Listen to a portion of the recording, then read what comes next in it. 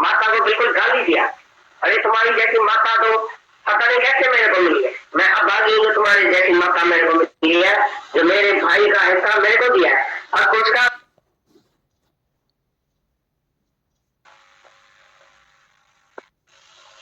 पड़ता है। भगवान ने बोला ठीक है, मेरे हाथ से सारी दुनिया चलेगी, मेरा एक एक कर्म, मेरा एक एक लफ्ज शब्द लाभ बन जाएगा सच्ची गई से, क्योंकि मैं भगवान हूँ, मैं जो बोलूंगा जैसी रहनी करूंगा कैसे मेरे पीछे सब करेगा। मेरे को काम में जैसे भी करना चाहिए, तो ज्ञानी को कैसी रहनी होनी चाहिए। ज्ञानी कोई भी एक से दूर कर्म करेगा, एक से दूर बात करेगा, फिजूल शब्द बोलेगा, तो उसको देख के जो भी सब लोग है जो उसकी पैरवी करेगा वो भी राम जाके करेगा पैरवी। इसके लिए भगवान बोलता है मैं जो आया हूँ चाहे मेरे को कोई करते हो खर्च धर्म से कुछ नहीं है, तो भी मैं ऐसी मर्यादा करता हूँ, ऐसी तरह से चलता हूँ मेरे को देख के कोई भी खराब न हो जाए। तो ज्ञानी को कितना बंधन होना चाहिए, अज्ञानी को फिर भी बेपरवाह है, फ्री है, वो बोलेगा मेरी मर्जी कितने बजे जाऊँ कितने बजे भी जाऊँ, मैं फ्री हूँ, आजाद हूँ। बाप कौन है मेरे को बोलने वाला है, माँ कौन है मेरे को बोलने वाली है, कितने बजे भी जाऊँ कितने बजे भी जाऊँ क्या भी करूँ मेरी मर्जी चलता है। उसकी माँ बाप बीमार भी होगा तो स्त्री के साथ कहने में जाएगा, कोई घर में जरूरी काम होगा, कोई जरूरी कोई मृत्यु भी हो जाएगी ना तो भी बोलेगा हम तो जाए, कोई भी बीमार होगा तो चला जाए फिल्म में इधर उधर पता नहीं चाहिए। तो किसने मर्यादा किया सबको दुनिया में है जिसने मर्यादा किया। बाप को पाँव तो पड़ेगा लेकिन बाप के कहने ऊपर कोई चला है, बाप का पाँव तो दबा दिया तो लेकिन वो कहने ऊपर चली है, कोई भी किसके कहने ऊपर नहीं चलता। ये जो गुरु है जो मन बाप के तुम्हारा मन ऐसा मन कोई कहता है तुम अपनी किसी के भी कहने पर चलते हो, उन्हीं तरह तुमको माफ पिता के मन बहुत है, प्रेम में मोड़ता है, माफ पिता के भी मोड़ता है।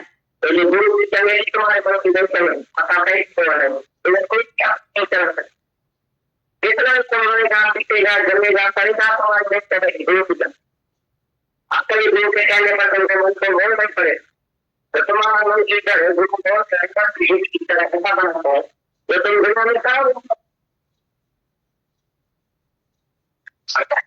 भगवान ने बोला ठीक है, मेरे हाथ से सारी दुनिया चलेगी, मेरा एक एक कर्म, मेरा एक एक लफ्ज शब्द लाभ बन जाएगा सच्ची गई से, क्योंकि मैं भगवान हूँ, मैं जो बोलूंगा जैसी रहनी करूंगा कैसे मेरे पीछे सब करेगा। मेरे को काम में जैसे भी करना चाहिए, तो ज्ञानी को कैसी रहनी होनी चाहिए। ज्ञानी कोई भी एक से दूर कर्म करेगा, एक से दूर बात करेगा, फिजूल शब्द बोलेगा, तो उसको देख के जो भी सब लोग है जो उसकी तेजी करेगा वो भी राम जाके करेगा। इसके लिए भगवान बोलता है मैं जो आया हूँ चाहे मेरे को कोई करते हो खर्च धर्म से कुछ नहीं है, तो भी मैं ऐसी मर्यादा करता हूँ, ऐसी तरह से चलता हूँ मेरे को देख के कोई भी खराब न होगा। तो ज्ञानी को कितना बंधन होना चाहिए, अज्ञानी को फिर भी बेपरवाह फ्री है, वो बोलेगा मेरी मर्जी कितने बजे जाऊँ कितने बजे भी जाऊँ, मैं फ्री हूँ, आजाद हूँ। बाप कौन है मेरे को बोलने वाला है, माँ कौन है मेरे को बोलने वाली है, कितने बजे भी जाऊँ कितने बजे भी जाऊँ क्या भी करूँ मेरी मर्जी। अज्ञानी बात नहीं पड़ रहा है, अज्ञानी मर्यादा में नहीं चलता, क्योंकि माँ बाप बीमार भी होगा तो स्त्री के साथ कहने में जाए, कोई घर में जरूरी काम होगा कोई जरूरी कोई मृत्यु की बात हो जाए तो कोई भी बीमार होगा तो चला जाए फिल्म में इधर उधर खाने के। इसने मर्यादा किया सबको दुनिया में है जिसने मर्यादा किया। बाप को पाँव तो पड़ेगा लेकिन बाप के कहने ऊपर कोई चला है, बाप का पाँव तो दबा दिया तो लेकिन वो कहने ऊपर चली है, कोई भी किसके कहने ऊपर नहीं चलता।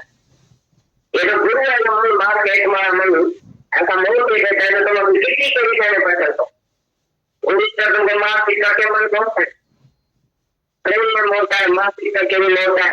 तो जो गुरु की चंगे तुम्हारे मन की दर्शन पता नहीं कोई क्या नहीं चला सकता। कितना समझेगा, पीटेगा, जमेगा, परिणाम हमारे गुरु की तरफ। आखिरी गुरु के कहने पर तुमको मन को मोल नहीं पड़े तो तुम्हारा मन की तरह गुरु बहुत की तरह बना है जो तुम दुनिया में कहा भी हो सकता है, किसको भी झूठ सकता है। कैसे गुरु बनाने की झूठेगा प्यार कर सकता है। गुरु ने हमको निम्रता सिखाई है, क्या रुकना सिखाया, मरना सिखाया, लिखना सिखाया। हम कहाँ ऐसा करके चले गए, मैं खुद और ये दौड़ में जीते तो जम जाए, तुम दुनिया में जाता हार के लिया है, तो हमारा तो क्या हुआ, जीते क्या हुआ। दुनिया में आ रहे जिन्हें भगवान के पास जीते मन से मारेगा कोई तो मारना ये गरीब सीखता है। तो दुनिया में सब ठीक है, सब कुछ मजा रहा है, कैसे कितने में आ रहा था कितने की बता सकती है घर वालों की नंबर पहले कैसे आ रहे हो करता हूँ माफी बाकी ऐसा देता हूँ, ऐसा करता हूँ, ऐसा ये भी सब क्यों किया था, अपने दुख के लिए किया था, दूसरे के दुख के लिए नहीं। कभी तुम्हारे कोई भी दुख नहीं हुआ, क्योंकि तुम्हारे को अपना दुख भी क्या था, तुम्हारा स्वार्थ भी था। मैं उसी वजह से तुमने समझाया मैं फर्ज पाता हूँ अंदर का मोह, तो मैं है तो राग है तो द्वेष, उसी औरत के लिए तुमको राग है, उसी औरत के लिए द्वेष है। अभी तुम उसको क्या करेगा, अभी सिखा नहीं, अभी सिखा सकते, अभी सिखा लगे, अभी मुंह में बैठेगा और फिर बोलेगा तुमने कभी क्या लिया, प्राणों से क्या लिया, कितनी लिखेगा, प्राणों से क्या लिखा, तुम्हारे से रह नहीं सकता हूँ मैं, अगर ऐसा क्या प्यार है तो मैं विनायक में बैठा हूँ, क्या सुनता है बैठा हूँ गगन भी देखा, ऐसा नहीं मांगो कैसे कितनी लिखा, प्राणों से प्यार राग भी है, सामने बोलेगा भी तो राग करेगा, प्यार भी करेगा, लेकिन सिर्फ देखा वो राजनीति के साथ ही करेगा, दूसरे के साथ करेगा। ये तुम्हारी औरत है वो टीकापन नहीं करेगी, ये तो तुम टीकापन नहीं करने के है बाजार पे, मेरी औरत है, मेरे से 3 जगह है पहले तुम्हें शादी किया, बस मैं करूँ तो करूँ, तुम्हारे को कौन सा भी आदर करूँ, रात को करूँ, दिन को करूँ, बस तुम मेरे आदर में करना है। मांगी आती क्यों, तुम मेरी औरत है, तो टीकापन नहीं करे क्या है क्या यार डॉक्टर बेटा तुमने क्या है जरूर क्या है तो बताए तो यार सर आत्मा है बहुत है तो बच्चा ट्रीटमेंट आत्मा है तो बच्चे को हमारे गांव से तेरा सा डर लगेगा बोलेगा क्या पैसा वो पर वो बेटे को तो पागल लगेगा। आजकल का जमाना होगा छोटे पर में तो तुम मार के बच्चे को रखा वो बड़ा होगा तो तुम्हारे बेटा लेगा वही बात है ना, जिससे मैं गलत पर लगाया था छोटे पास अभी आओ सामने आओ वो डांस करने तो क्या था, तो अभी मेरा घर है मैं कमाता हूँ तुम खाता है आपको बोले ऐसा इसके लिए किसको बेटा किसको स्त्री किसको नौकर करके नहीं चलाओ, सबको भगवान करके चलो ऐसा बस बिल्कुल जैसे भगवान करते हैं सामने। तुम कैसे स्त्री से बोलता है, कैसे बच्चे से बोलता है, कैसे नौकर से बोलता है, जब बच्चा अपना होता है तो तुम उसको प्रेम करके रखता है, कैसा करके समझा। यदि बच्चा तुम्हारा सामने अपना पैदा हो जाए तो तुम्हारा प्रेम देगा। अभी दो बच्चे कैसा बात किया जाता है तो क्या लाती है तुम्हारी बात नहीं आता बेटे को बेटा समझेगा, बेटा भी समझेगा और अपने भविष्य मैं बात है इसलिए मैं उतारू बेटा के नहीं कर हमेशा का नहीं होगा तुम्हारे सामने होगा।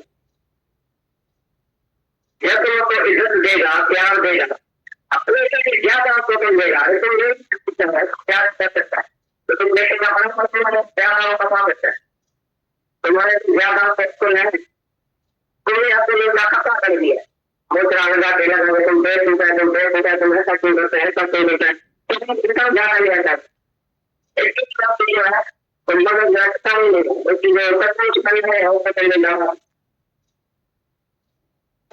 बोलिए मैं वो क्या बड़ी बड़ी जो नहीं है कि जाति समाज है करता जाति करती है तो कभी जाति करता है बात बोलता है बेटा नहीं वो जाति करता है, इसलिए मैं समाज मातम बांधूंगा वो रंग रंग बांध के तुम हमेशा के लिए कुछ जो हमारे जीवन संभाल दो को नहीं कर अब क्या है लड़का उसका कैसा पड़े बेटे को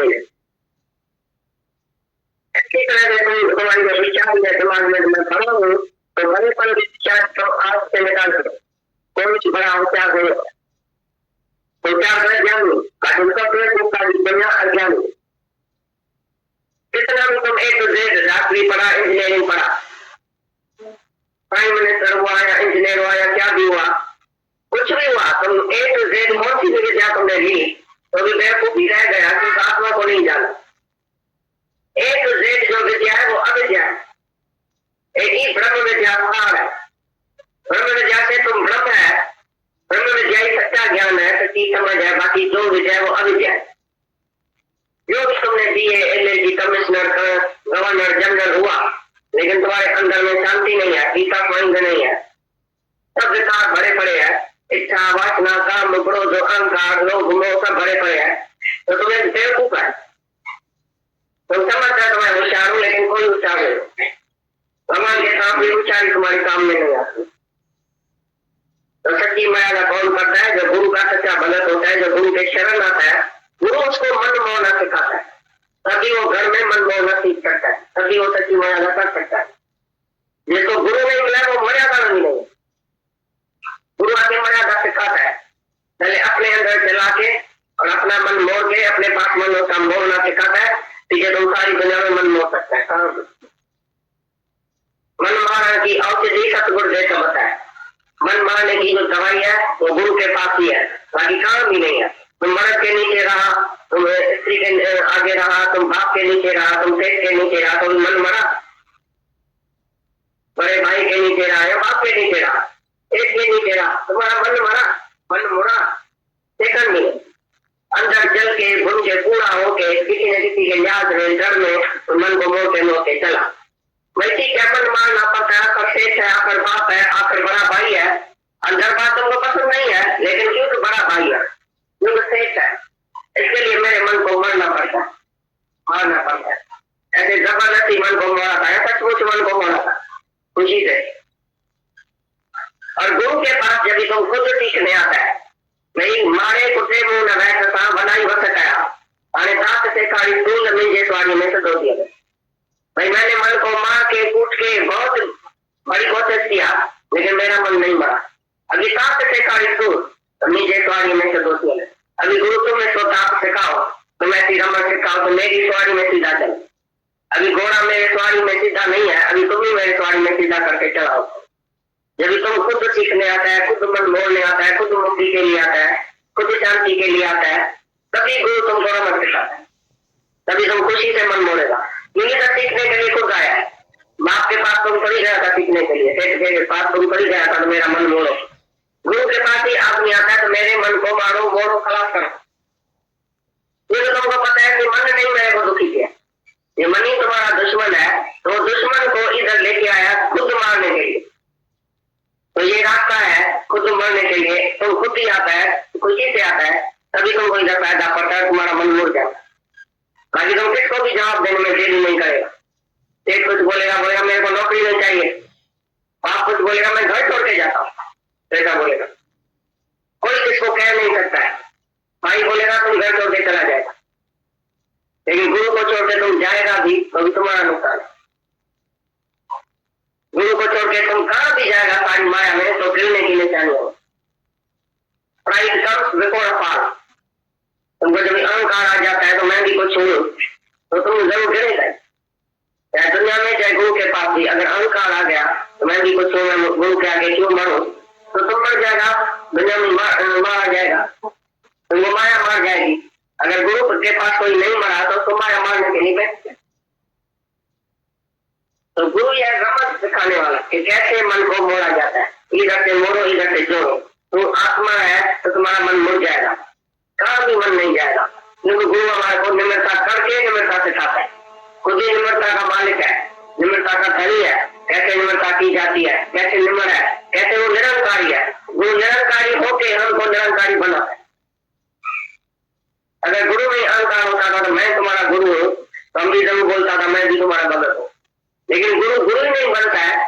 गुरु ही अपने को बोलता है मैं कुछ नहीं हूँ, तो हम कैसे बोलूं मैं कुछ नहीं हूँ।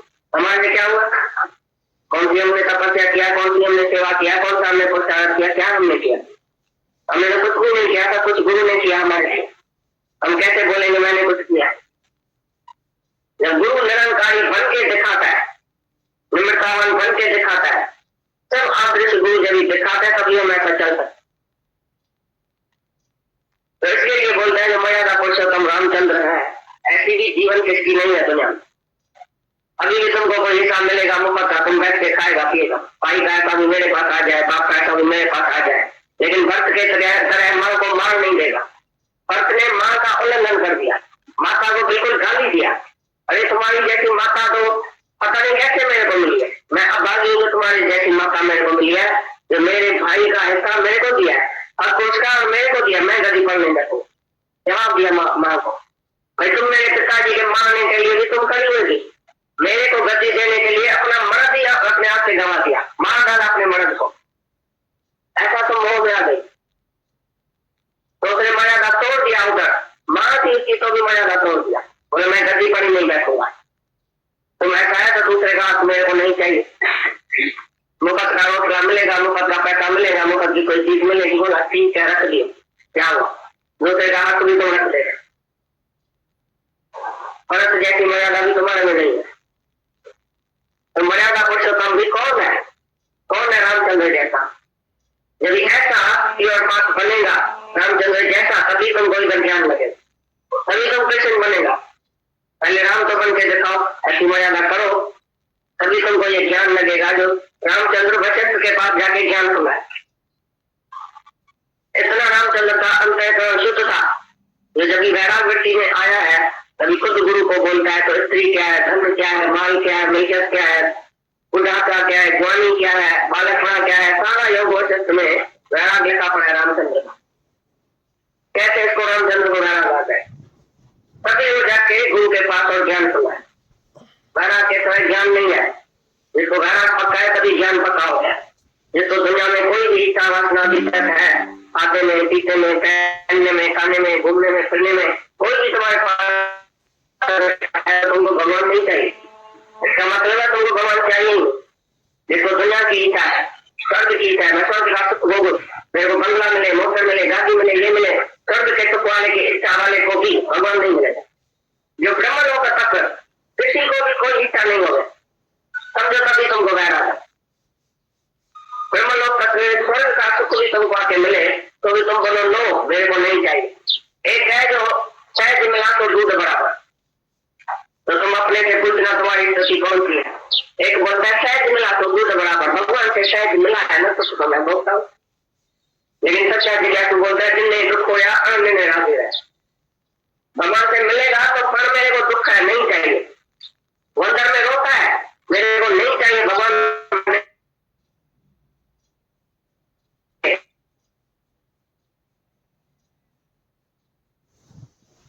मेरा मर्द मेरे लिए लेके आया, मेरे फलाने ने मेरे को ये दिया। जो भी पदार्थ है वो तुमको जब प्रेजेंट मिलता है तुमको खुशी होती है, ये दुख होता है। सीता माता ने बेचारी को, हनुमान को क्या दिया था? माला दिया था, एक हीरो की माला की, मोतियों की माला दिया। समझाइए मेरे हाथ से जो तो माला मिलती है तो हनुमान खुश होगा। हनुमान ने क्या किया, उसको चपा है, दांतों के बीच में एक मोती लेके ऐसा किया, ऐसा फेंक दिया, एक एक मोती ऐसा मुंह में जाके फिर फेंक दिया। तो सीता माता ने बड़ी चल गई और सबको बोला भाई काय के लिए ऐसा ये करता है, पूछो तो सही। सबने पूछा तुम क्या करता है? ऐसी सीता माता ने तुमको प्रेजेंट दिया, तुम फेंकता है? बोला तुम्हें राम नहीं है।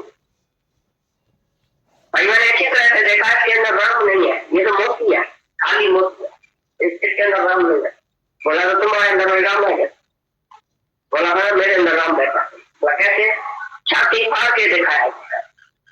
बोला देखो ये रामचंद्र की जो है वो मूर्ति हुई अंदर है, ये मूर्ति ये हीरा ये जवाहर, मैं क्या करूंगा? मेरे को रामचंद्र जैसा किसी भी चीज से प्यार नहीं, सब चीज पहन के मैं तोड़ दूंगा, सारी दुनिया को एक तरफ रख दूंगा, एक तरफ भगवान को रखूंगा। भगवान के सिवाय मेरे को किसी से प्यार नहीं है। तुम अपने से पूछो भगवान प्यार है कि सुख भी दुनिया का प्यार है, बच्चा भी प्यार है, मर्द भी प्यार है, औरत भी प्यारी है, दुनिया भी प्यारी है। ऐसे तो दुनिया में मेरे को सुख खाता है, ऐसे थोड़े टाइम के लिए तो दुख है ना भाई, इन दोनों का सुख भी थोड़े टाइम के लिए तो है ना, खाने में, पीने में, सोने में, टीवी देखने में, इधर उधर मजाक करने में, ऐसा तो ये सुख नहीं आता है, मजाक हुआ है। दोस्तों को रामचंद्र के साथ भी मजा नहीं आया, किसी भी चीज में मजा नहीं आया। ऐसा वैराग है तुम्हारे को हनुमान जैसा? सीता ने भी रामचंद्र को छोड़ के हरण में मन रखा तो रावण उसको लेके गया। अभी रामचंद्र उसके साथ है, जिसके साथ उसका प्यार है, जिसके लिए सारी दुनिया छोड़ के रामचंद्र भगवान के लिए आई है जंगल में, तो हरण देखती है। तो तुम देखो भगवान को छोड़ के माया देखेगा, माया है हरण, तो भगवान आपसे निकल जाएगा, तुम रावण के हाथ में आ जाएगा, पंजे में आ जाएगा। इसी प्रकार तुम भगवान के साथ दूसरा कुछ भी देखेगा, कोई भी इच्छा होगा, दूसरा किसी में मन होगा मेरे को ये प्रिय है, मेरे को ये प्रिय है, तो भगवान प्रिय नहीं है, भगवान आपसे खिसक जाए।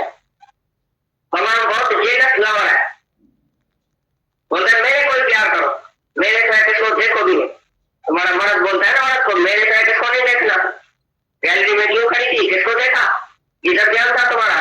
मर्द कितनी उसकी करता है संभाल औरत की, कितना हक रखता है, एक मर्द औरत के ऊपर कितना हक रखता है। इधर देखा, क्यों बोला, भाई से भी नहीं बोलना, आज से मैं क्यों नहीं जाना, बाप से नहीं बोलना।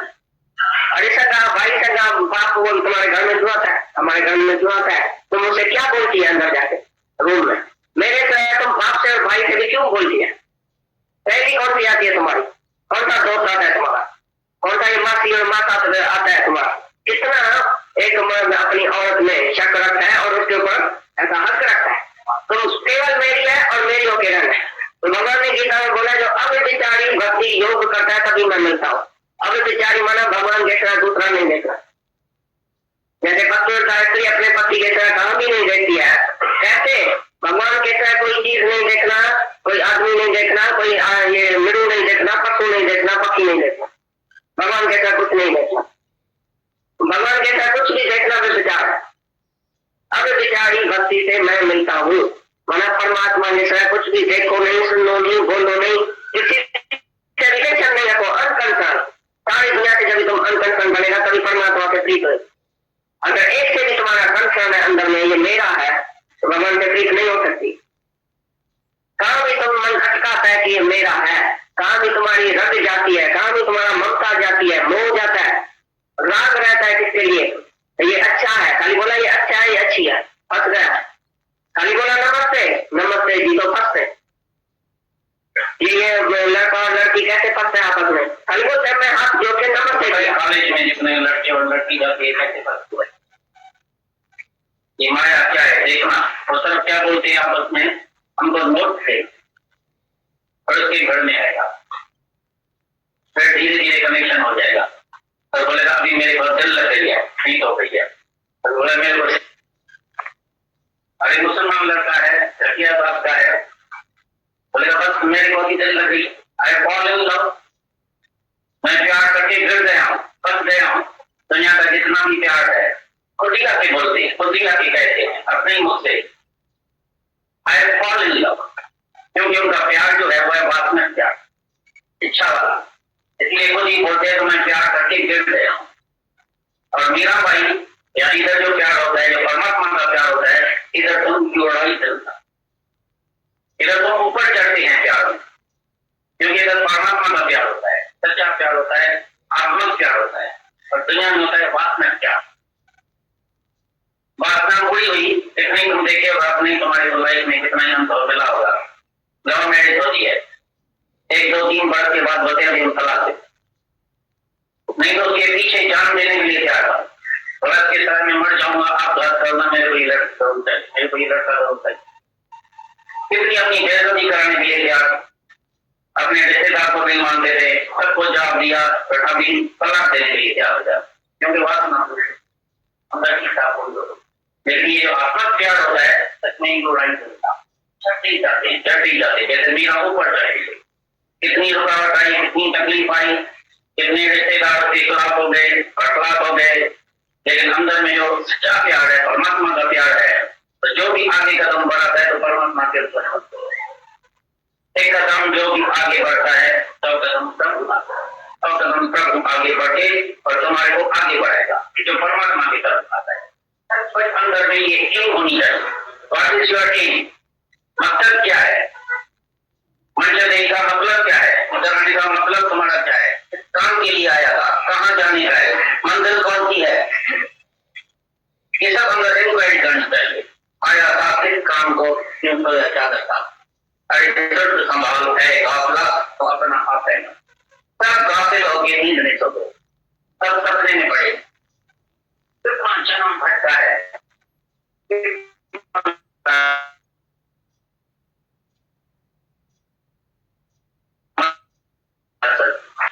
मर के फिर जन्म लिया, मर मर के फिर जन्म लिया, लेकिन आशा तृष्णा इतनी बहन है, इतनी बहन है, इतनी जंगल है ये आशा तृष्णा, ये कभी मरने वाली है।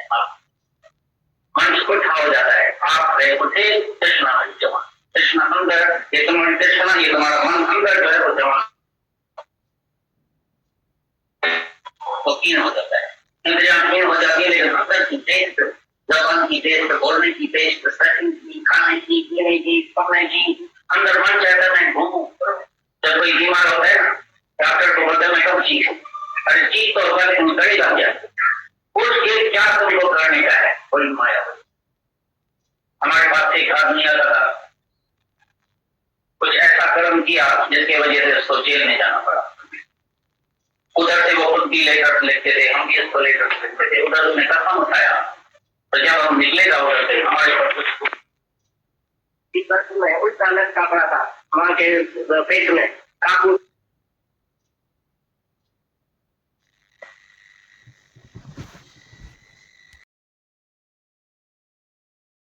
भगवान, पूरे हिंदुस्तान में राम नाम का जयकारा हो रहा है, पूरा वर्ल्ड ही राम में हो गया। अच्छी बात है दीदी, मगर जैसे माता भगवान कहते हैं बाहर की बातों से कुछ भी नहीं होगा, मुझे दिल में बिठा लो हमेशा के लिए। ऐसे ही हम राम को हमेशा के लिए दिल में बिठा लें, कबीर साहब की तरह हर एक के अंदर राम देखें। कबीर साहब से किसी ने कहा कि अभी आप तो परम ज्ञान को उपलब्ध हो गए हो, अभी ये दिन रात कपड़े बनाकर बेचना, बाजार में जाना, ये आप सब बंद कर दीजिए। हजारों आपके शिष्य हैं, आपको ये शोभा नहीं देता, आपका इतना नाम है। लेकिन कबीर साहब ने कहा नहीं नहीं, फिर राम का क्या होगा।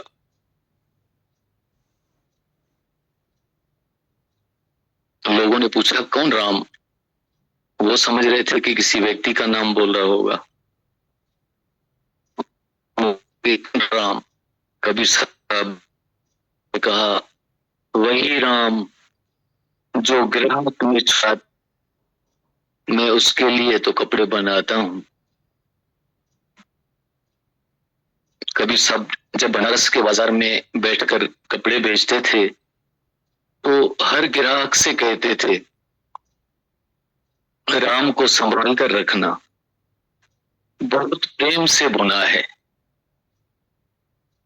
इसमें बहुत रस डाला है, इसमें प्राण उंडेले हैं, इसका अच्छे से ध्यान रखना। ऐसे थे कबीर साहब के राम। कबीर साहब राम में कितने रम गए थे, एक छोटा सा दृष्टांत पढ़ते हैं कबीर साहब का। कबीर साहब की माताजी का नाम नीमा था और पिताजी का नाम नीरू था। नीरू और नीमा के लाल कबीर साहब जब जवान हुए तो इनके माता पिता ने इनकी शादी माता लोई से कर दी। इनके यहाँ एक बेटा हुआ जिसका नाम कमाल था, उसको प्यार से कमाल कमाला बुलाते थे, और एक बेटी थी जिसका नाम कमाली था, कमाल और कमाली। घर में सब लोग मिलजुल कर कपड़ा बुनते थे। जब कपड़ा तैयार हो जाता था तो उसको ले जाकर बाजार में बेच देते थे। उस रकम से घर के लिए आटा, दाल, घी, नमक, मिर्ची आदि सब खरीद लाते थे, जिससे सारे जीवों का पेट पलता था। कई वस्तुएं साधु संतों को दे दिया करते थे, कबीर साहब दूसरे लोगों से अलग इसलिए थे कि वो हाथों से काम करते थे और जबान से राम नाम का सिमरन करते रहते थे। वो खुद खुदा का रूप हो चुके थे, उनमें और राम में कोई भेद नहीं रहा था। लेकिन परमात्मा की लीला का भेद कोई समझ नहीं सकता है। गरीबी भक्तों का पीछा नहीं छोड़ती है, परछाई की तरह साथ रहती है। भगवान अपने भक्तों को गरीबी खास तौर पर देता है। एक दिन कबीर साहब के घर में खाने के लिए कुछ भी नहीं था।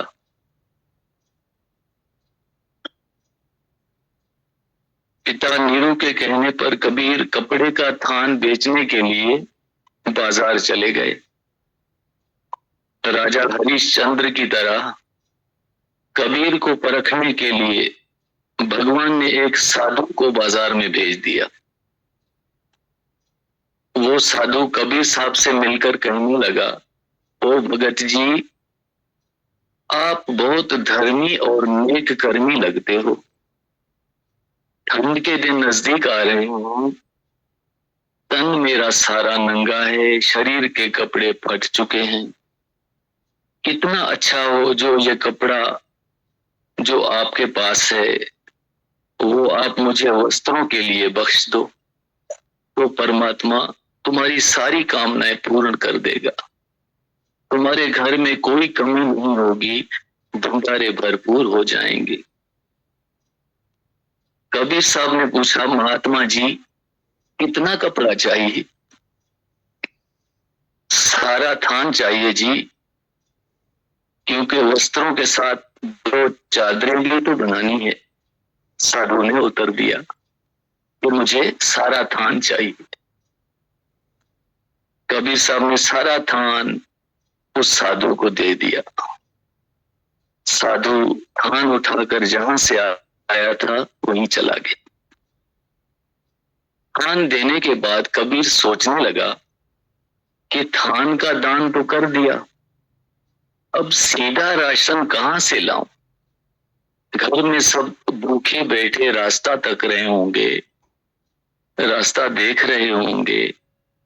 ये सोचकर घर की बजाय गंगा किनारे पहुंच गया और समाधि लगाकर बैठ गया, राम नाम का सिमरन करने लग गया। सुरत 10वें द्वार पहुंच गई, भगवान के चरणों में ध्यान जुड़ गया। राम ही राम, राम ही राम। राम की धुनी उनके रोम रोम से प्रकट हो रही थी। सर्वशक्तिमान भगवान परमात्मा अपने भक्तों का सदा ध्यान रखता है। वो अपने भक्तों को कभी शर्मिंदा होने नहीं देता है। फिर कबीर साहब ने तो भगवान का दिल ही जीत लिया था, उनको कैसे शर्मिंदा होने देता। हरि जी ने अपना आसन, अपना सिंहासन छोड़ दिया और धरती पर बसे शहर बनारस में आ गए।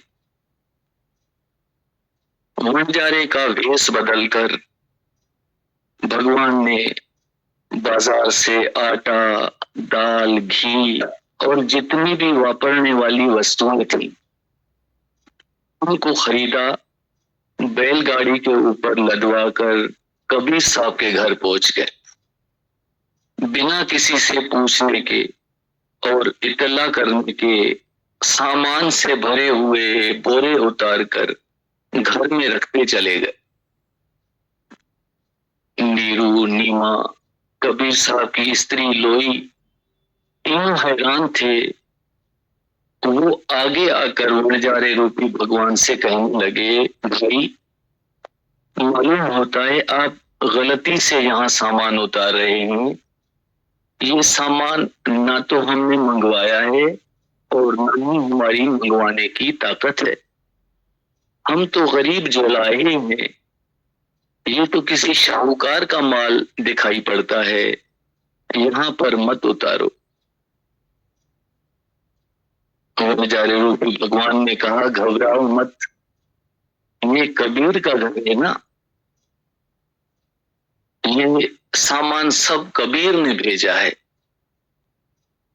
आज कबीर जो कपड़े का थान लाया था वो उससे एक बहुत बड़े शाहूकार ने खरीदा है और बहुत सारा धन उसके बदले में कबीर को दिया है।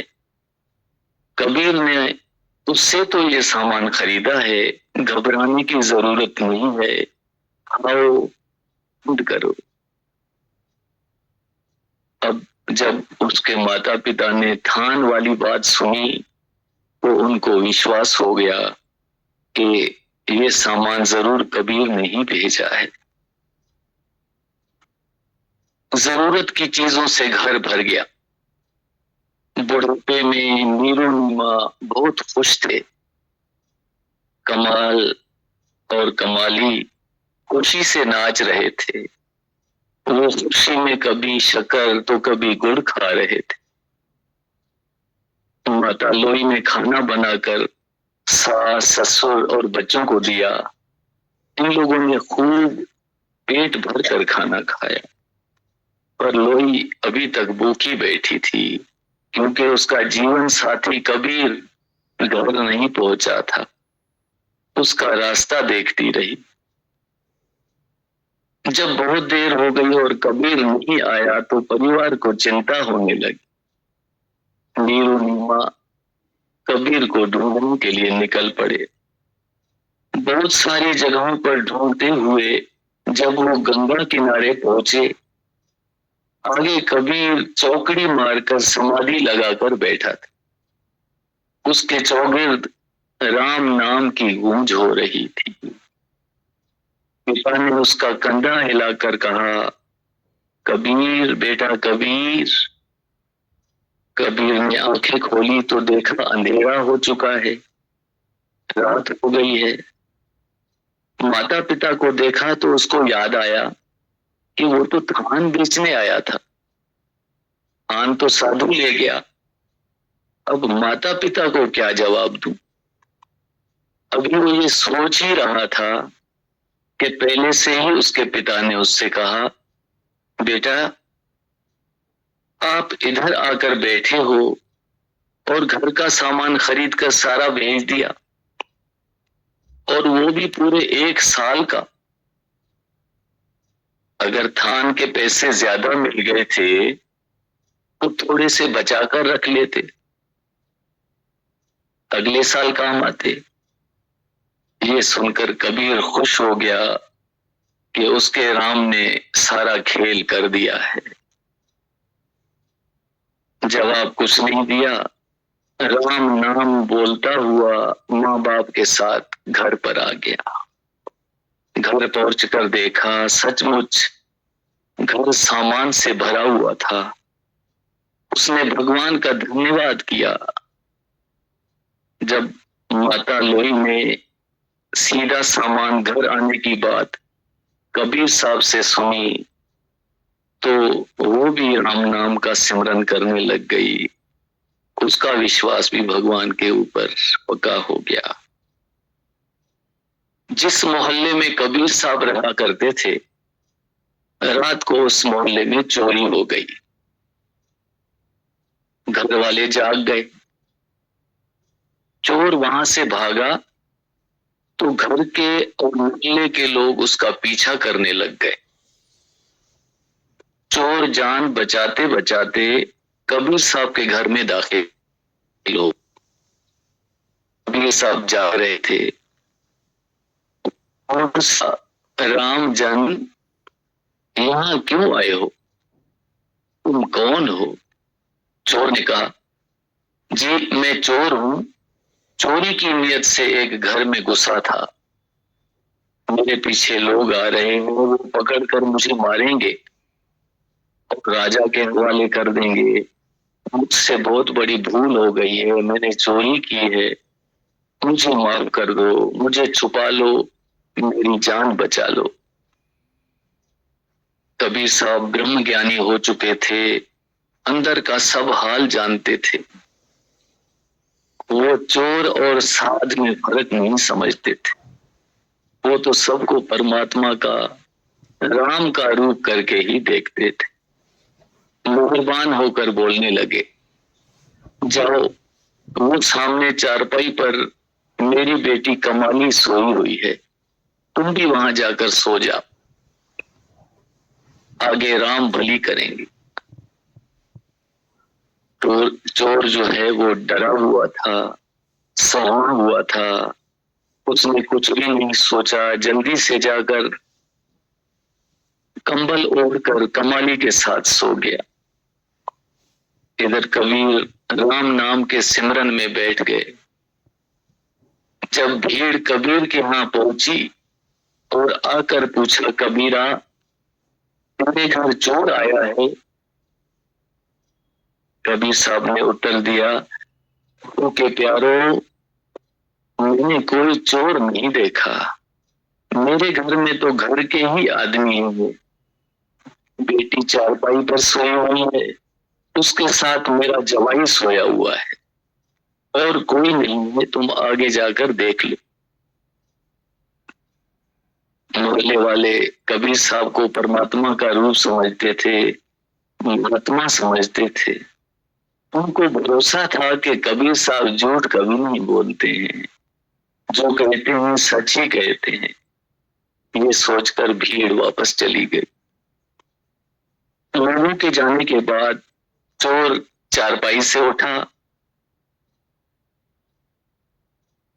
16-17 साल की बेटी के साथ चारपाई पर एक चोर को सोने के लिए कहना, ये दिलेरी, ये बहादुरी कबीर साहब ही कर सकते थे। चोर की जान बच गई। वो सिर्फ नींद से नहीं जागा, बल्कि उसकी सोई हुई आत्मा भी जाग गई। उसको ये ज्ञान हो गया कि बुरे काम का नतीजा बुरा ही होता है। ये सोचकर वो कबीर साहब के चरणों में गिर गया, सिसकियां भरकर रोने लग गया, महात्मा जी मुझे माफ कर दो, मुझ पर दया करो, मैं पापी हूं, मुझे सीधे रास्ते लगाओ। कबीर साहब ने कहा, रामजन, राम नाम का सिमरन किया करो तो तुम्हारा भला होगा। अच्छा महाराज, अब मैं जाता हूं, चोर कहने लगा।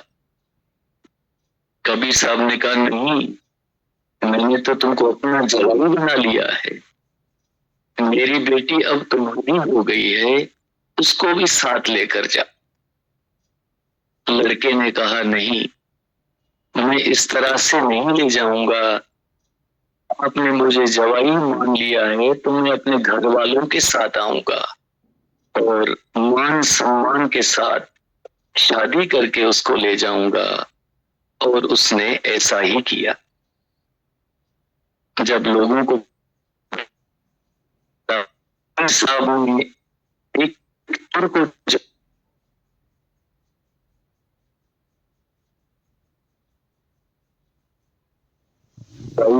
मगर कबीर साहब को कुछ भी फर्क नहीं पड़ा। वो अंतर्यामी थे, उनको सब मालूम था कि क्या करना है। वो कहने लगे, निंदो निंदो मुझको लोग निंदो, हृदय शुद्ध जो निंदा होए, हमरे कपड़े निंदक धोए। जन कबीर को निंदा सार, निंदक डूबा हम उतरे पार। कि ये लोग बेशक मेरी निंदा करें, बेशक मेरे अवगुण देखें, बेशक मेरी बुराई करें, मुझे फर्क नहीं पड़ता है, क्योंकि इनके निंदा करने से मेरा हृदय शुद्ध होता है। निंदा करने वाला तो हमारे मन को धोकर पवित्र कर देता है। कबीर के लिए उसकी निंदा होना सबसे अच्छी बात है। निंदक दूसरों के अवगुण देखता है और खुद ही उन अवगुणों में डूब जाता है और हम पार हो जाते हैं। ऐसा कबीर साहब ने कहा। कबीर साहब की साथी थी। बहुत शुक्राने आपके वचन।